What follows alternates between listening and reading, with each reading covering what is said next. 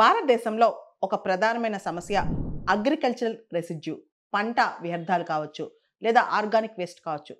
ఏదైతే బయోమాస్ ఉంటుందో, organic waste ఉంటుందో, అవన్నీ కూడా బర్న్ చేస్తే దానివల్ల విపరీతమైన గ్రీన్ హౌస్ గ్యాసెస్ రిలీజ్ అవుతాయి.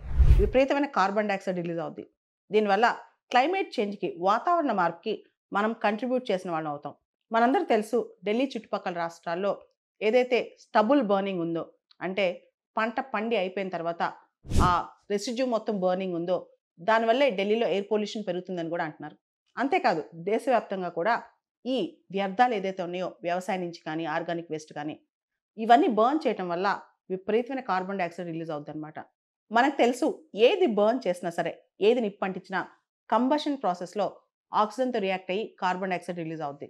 దాంతో విపరీతమైన పొల్యూషన్ రిలీజ్ అవుద్దనమాట. సో దీన్ని ఆపడమే ఒక లక్ష్యంగా ప్రభుత్వం ఆలోచిస్తుంది. అందుకనే బయోచార్ డిస్కషన్లో ఉందన్నమాట. ఏంటి బయోచార్?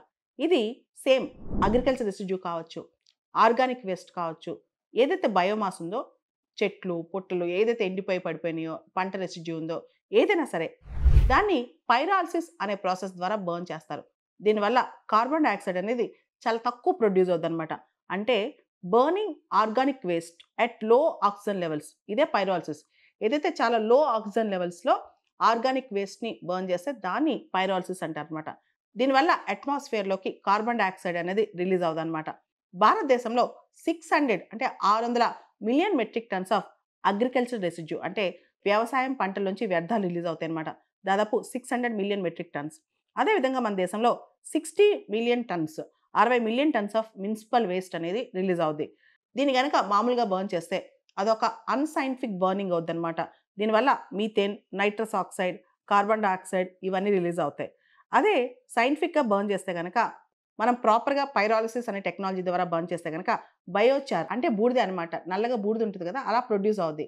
ఈ బయోచార్ అనేది దీనివల్ల ఏంటంటే లాభం, మనకి కార్బన్ డైఆక్సైడ్ అనేది అట్మాస్ఫియర్లోకి రిలీజ్ అవ్వదు. కాబట్టి గ్రీన్ హౌస్ గ్యాసెస్కి ఇది కంట్రిబ్యూట్ చేయదనమాట. సో బయోచార్ భారతదేశంలో కనుక మనం ప్రాపర్గా బయోచార్ ప్రొడ్యూస్ చేయగలిగితే 15 to 26 million tons of biochar అనేది మనం ప్రొడ్యూస్ చేయొచ్చు. దానివల్ల 0.1 గిగాటన్ ఆఫ్ కార్బన్ డైఆక్సైడ్ని వాతావరణంలోకి ఎంటర్ అవ్వకుండా మనం చూసుకోగలం. ఏదైతే పైరాలసిస్ మెథడ్ ద్వారా బయోచార్ మనం తయారు చేస్తామో దానికి సంబంధించి ఏంటంటే వాతావరణంలో, అట్మాస్ఫియర్లో మనం తక్కువగా కార్బన్ డైఆక్సైడ్ రిలీజ్ చేస్తాం అనమాట. ఎందుకంటే పైరాలసిస్ మెథడ్ ద్వారా బయోచార్ కనుక ప్రొడ్యూస్ చేస్తే గ్రీన్ హౌస్ గ్యాసెస్ ఎమిట్ అవ్వవు, కార్బన్ డైఆక్సైడ్ ఎమిట్ అవ్వదు అనమాట. సో ఈ బయోచార్ అనేది దేనికి వాడొచ్చు? ముఖ్యంగా ఇది సాయిల్ ఫర్టిలిటీ పెంచడానికి వాడొచ్చు అనమాట. ఇది భూమి మీద జల్లితే నేల సారవంతం అవుతుందంట. ఈ బయోచార్ అనేది, ఈ బూడిద అనేది ఏదైతే కాల్చేసి పైరాలసిస్ మెథడ్ ద్వారా బయట తీస్తారో దీనివల్ల సాయిల్ హెల్త్ కూడా పెరుగుద్దంట. దాంతోపాటు ఈ సాయిల్లో వాటర్ రిటెన్షన్ కెపాసిటీ కూడా, అంటే తేమని ఎక్కువ కాలం రీటైన్ చేసుకోగలదంట. బయోచార్ చల్లితే ఆ భూమి మీద తేమ ఎక్కువ కాలం ఉంటుందన్నమాట. దాంతోపాటు బయోచార్తో బ్రిక్స్ కూడా తయారు చేస్తారు. ఈ బ్రిక్స్ కూడా ఎకో ఫ్రెండ్లీ బ్రిక్స్ అనమాట. సో ఇవి చాలా ఇంపార్టెంట్. బయోచార్ ఇప్పుడు ఎకో ఫ్రెండ్లీ బిల్డింగ్స్ ఇవన్నీ అంటాం కదా, సో బయోచార్తో బ్రిక్స్ కూడా తయారు చేస్తారనమాట. ఇది కూడా చాలా ఇంపార్టెంట్. సో బయోచార్ అనేది బ్రిక్స్, ఇటుకలు తయారు చేయడంలో వాడొచ్చు, సాయిల్ ఫర్టిలిటీ కోసం వాడొచ్చు. ఈవెన్ బయోచార్ నుంచి బయో ఆయిల్ కూడా తీస్తారంట. దాంతోపాటు బయోచార్తో సిన్ గ్యాస్ కూడా తయారు చేయొచ్చంట. ఎస్వేన్ సిన్ గ్యాస్ అని, దీనివల్ల ఎలక్ట్రిసిటీ జనరేట్ అవుద్దంట. సో బయోచార్ అనేది కార్బన్ సింక్ కూడా, అంటే కార్బన్ డైఆక్సైడ్ కూడా సింక్ చేసుకుంటుంది అనమాట.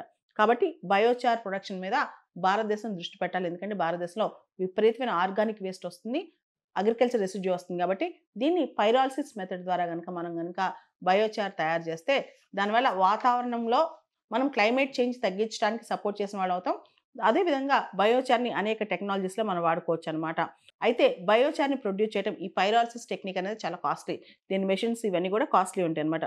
దాంతోపాటు బయో రెసిడ్యూస్ అనేవి భారతదేశం రకరకాల ప్రాంతాలు, reason to reason bio residues అని మారుతుంటాయి అనమాట. అన్ని పంటలకి, అన్ని ప్రాంతాల్లో ఒకే విధమైన రెసిడ్యూ రాదు. దాంతోపాటు బయోచార్ ప్రొడక్షన్ మీద దృష్టి పెడితే ఎంప్లాయ్మెంట్ జనరేషన్ పెంచొచ్చు.